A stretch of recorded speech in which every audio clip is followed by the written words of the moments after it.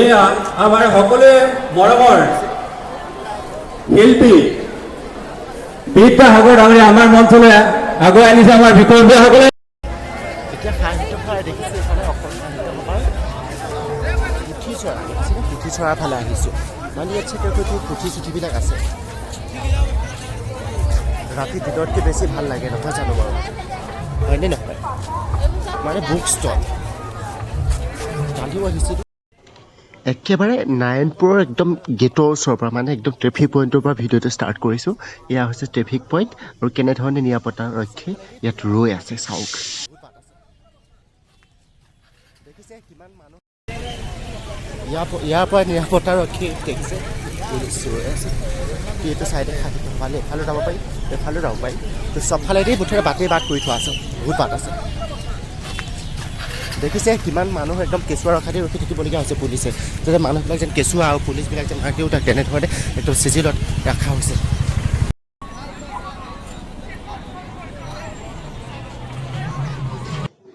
এয়া মই বৰ্তমান সোমাই আহিছোঁ গেটৰ ফালেদি, আৰু বৰ্তমান মই প্ৰথম আপোনালোকক অস্থায়ীভাৱে বনাই লোৱা সেই নামঘৰটোলৈ লৈ যাম।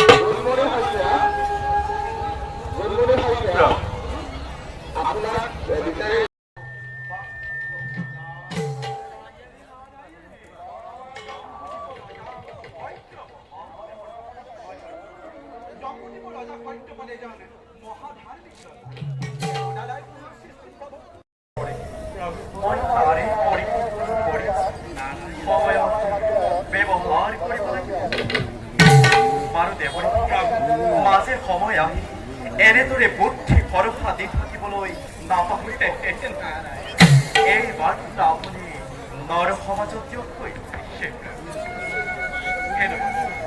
আপোনাৰ কি যে অপূৰ্ব নিধান, কিন্তু কৰ্তব্য বিশ্বব্যাপক। কি শক্তি আছে আপোনাৰ নিৰামকাৰে এনেই কিন্তু বাৰু হেলৈ পুনৰ তব চৰণত প্ৰণিপাত জনাই এবাৰ ৰাখে প্ৰভু ভগৱন্ত ঈশ্বৰ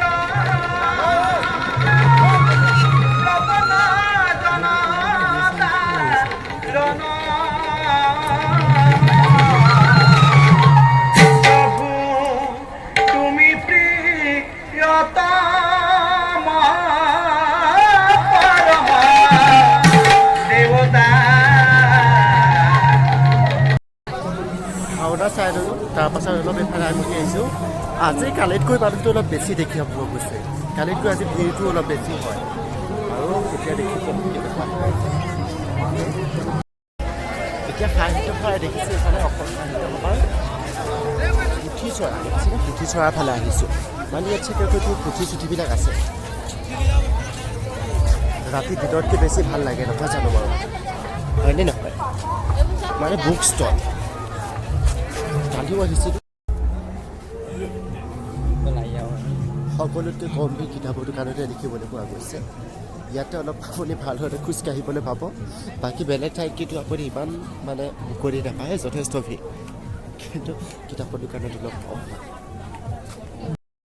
আজিকালি মানুহে মানে কিতাপ নপঢ়ে, ইউটিউব ভিডিঅ'ই চাব, কিন্তু কিতাপ নপঢ়ে, তেনেকুৱা ধৰণৰ আছে।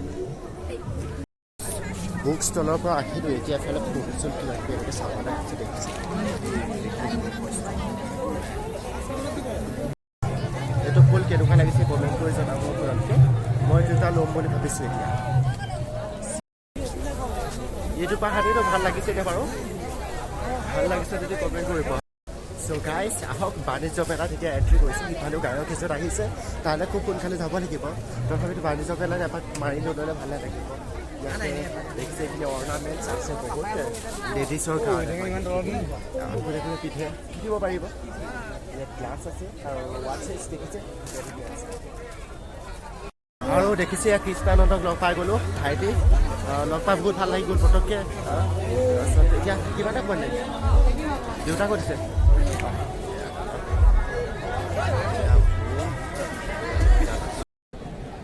ইতিমধ্যে বিদ্যাসাগৰ আহি পাইছে। এতিয়া যাম আৰু আপোনালোকক বিদ্যাসাগৰ লাইভ দেখুৱাম, মিউজিক পৰিৱেশন কৰিব।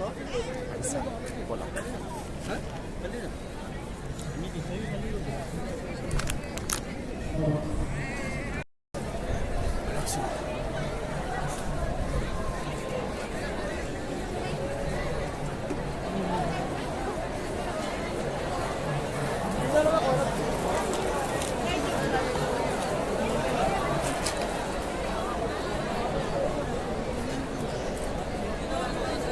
একদম আগত যাম যে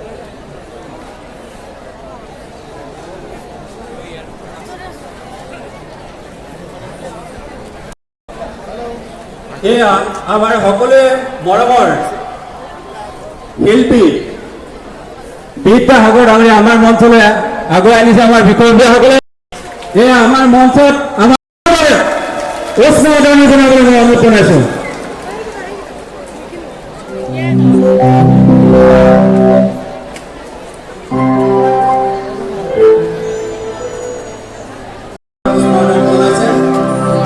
লগতে আমাৰ সাহিত্য সভাৰ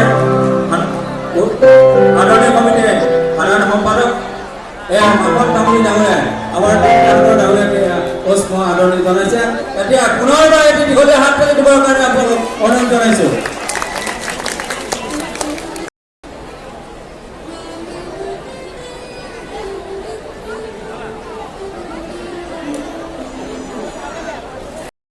ইয়াতে চিট আছিলে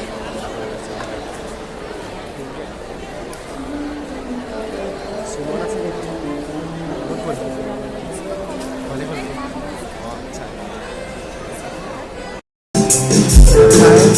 11:10 হৈছে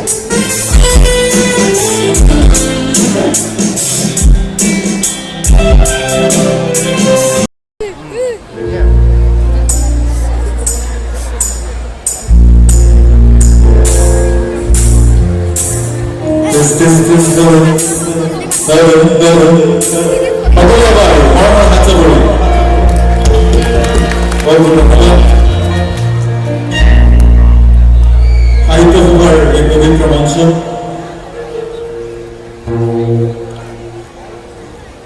এনেদৰে গীত গাবলৈ আহিবলৈ পাই নিজকে গৌৰৱ অনুভৱ কৰিছো।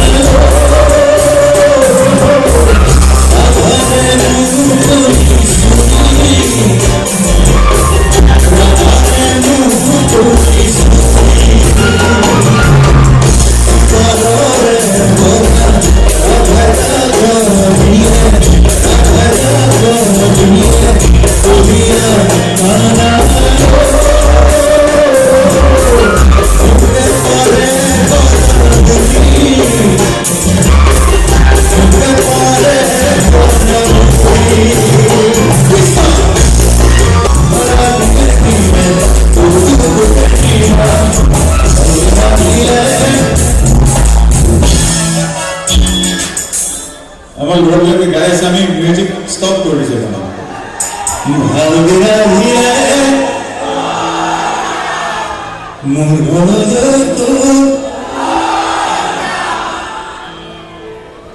এইবিলাক গীতি সাহিত্য বুঝলি সাহিত্যৰ এটা অংশ হয় ন খুব অসমীয়া সহজ ভাষাত লিখে একেলগে ৰেডি 1 2 3 গো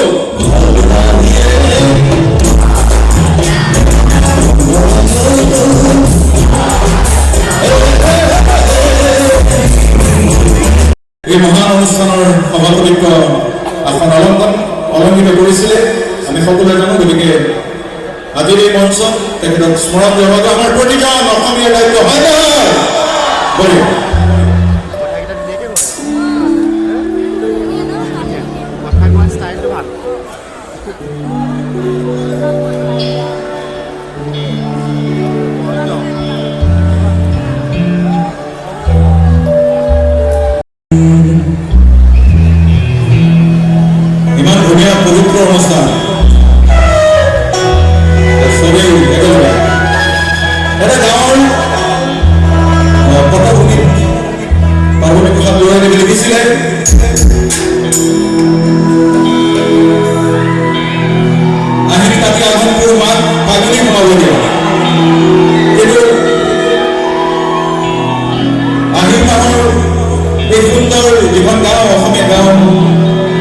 নতুনকৈ নিয়ৰ সদে সেৱাটো ফুলে এক সুন্দৰ বাতাবৰণ গাঁৱত হয় আৰু সেই ছবিখনে গীতত সুন্দৰকৈ সংযোজন কৰিছিলে সেইটো বিকজ